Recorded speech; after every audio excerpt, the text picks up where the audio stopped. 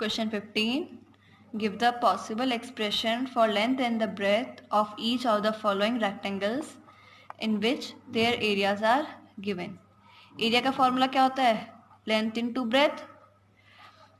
और जब हम कोई से भी क्वाड्रेटिक फॉर्मूले में फैक्टराइजेशन करते हैं तो उसमें भी क्या करते हैं, हम अपने फैक्टराइज करके अपने एक्सप्रेशन को दो सिंपलर फॉर्म में ले आते हैं. तो इसमें भी बस क्वेश्चन अलग तरीके से पूछा है. हमें इसमें करना सिर्फ फैक्टराइजेशन ही है, जिसमें से हम एक ब्रैकेट को लेंथ बोल देंगे और दूसरी ब्रैकेट को ब्रेथ. तो जब हम अपना एरिया देखेंगे 25a² माइनस 35a प्लस 12, तो इसमें हमें लेंथ इंटू ब्रेथ निकालनी है. तो पहले हम फैक्टराइज करेंगे. तो जब हम 25 इंटू 12 a इंटू सी को हम मल्टीप्लाई करके फैक्टराइज करेंगे. हम सिंपल भी फैक्टराइज कर सकते हैं विदाउट मल्टीप्लाइंग. 25 के फैक्टर क्या होगा? 5 इंटू 5 एंड 12 के वुड बी 2 इंटू 2 इंटू 3. अब हमें 35 को ऐसे स्प्लिट करना है कि मल्टीप्लाई करके तो ये वाली टर्म आ जाए. 25 इंटू 12 आपको मल्टीप्लाई करने की ज़रूरत नहीं है, आप जस्ट फैक्टर निकाल दो. हमें इन्हीं को यूज़ करके करना है कि इन्हीं टर्म्स को यूज़ किया हमने और प्लस करके वापस हमारा 35 आ जाए. तो जब आप देखोगे यू विल फाइंड, अगर हम 20 और 15 में स्प्लिट करें अपने टर्म को तो मल्टीप्लाई करके वापस यही मिल जाएगा, क्योंकि हमने इसी के फैक्टर्स का ही तो यूज़ करा है. और जब हम इसको प्लस करेंगे यू विल गेट 35. तो हम इसी वे में से स्प्लिट कर देंगे अपने मिडल टर्म को.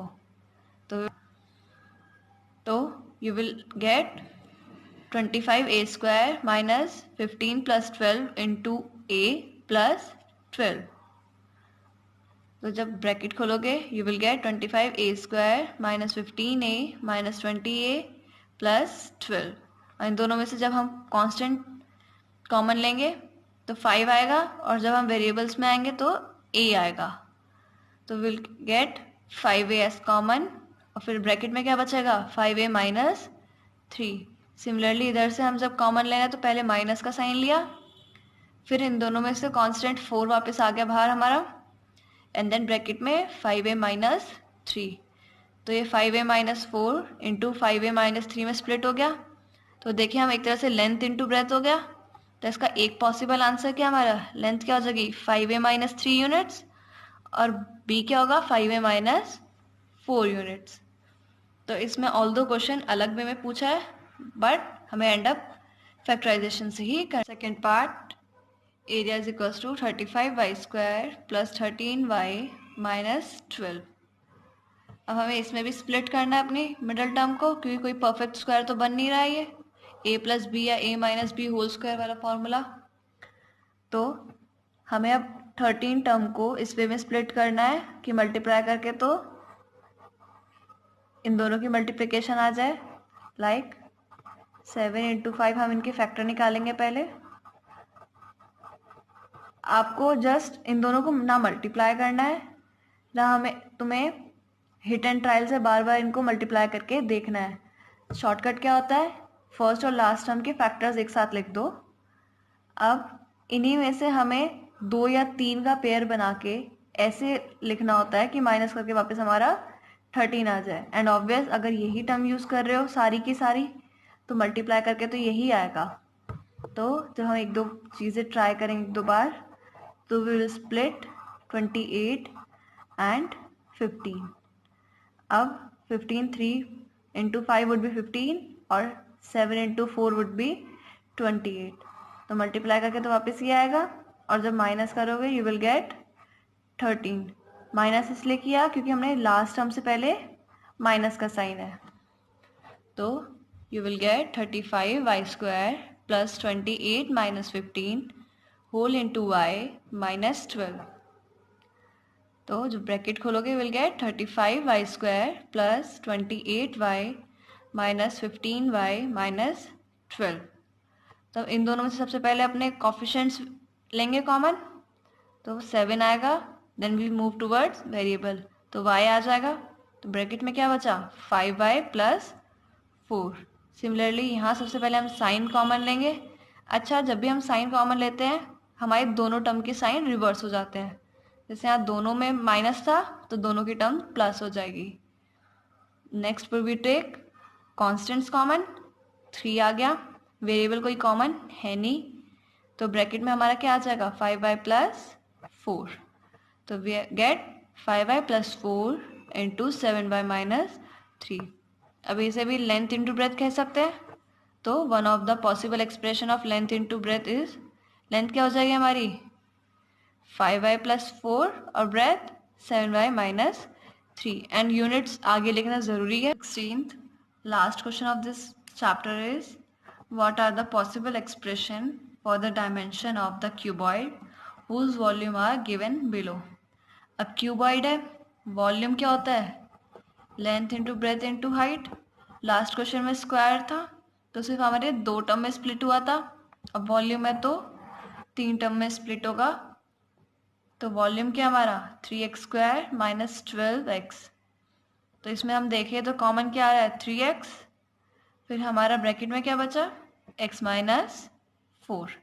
तो विल ऑब्जर्व हमारी 3 टर्म्स आ गई, एक तो 3x और x माइनस 4। वैसे लिख सकते हैं length into breadth into height. तो one of the possible expression for length breadth and height are, length would be 3 units, breadth x units and height would be x minus 4 units। तो इन question में कुछ नहीं था, just हमने सबसे पहले common लिया और फिर अपना आप 3 टर्म्स में ये स्प्लिट हो गया। तो will get our length breadth and height. Second part, volume is equals to 12k square plus 8k minus 20k। तो जब इसमें देखोगे सब कांस्टेंट में से क्या कॉमन है 4 and k is common to all. तो हम अपना 4k सब में से कॉमन ले लेंगे, तो ब्रैकेट में क्या बचेगा 3y square plus 2y minus 5। हमारी एक टर्म तो आ गई।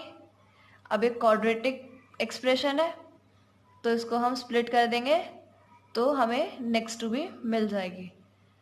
तो when we will split our middle term as 5 minus 3, तो 4k तो हमारा सिंपलेस्ट फॉर्म है तो हम उसे एज इट इज़ हर स्टेप में लिखेंगे। तो 4k into 3y square plus 5 minus 3 into Y minus 5। Mostly क्या होता है बच्चे इस सेकेंड ब्रैकेट पे ध्यान देते देते अपना फर्स्ट टर्म लिखना भूल जाते हैं, तो ये गलती मत करना। तो जब हमने स्प्लिट किया तो will gate 4k into 3y square plus 5y minus 3y minus 15। अब हम कॉमन लेंगे तो 4k एज इट इज़ लिखा, ब्रैकेट में इन दोनों टर्म से y कॉमन आ गया। तो बाद में हमारे पास क्या टर्म बची 3y प्लस 5, और इन दोनों टर्म से -1 कॉमन लिया हमने तो विल गेट 3y प्लस 5। तो again we get our 3 terms 4k y minus 1 and 3y plus 5। तो one of the possible expression for length, breadth and height would be length is 4k units, breadth is 3y plus 5 units and height is y minus 1 units। I hope आपको ये पूरा का पूरा chapter समझ में आया होगा।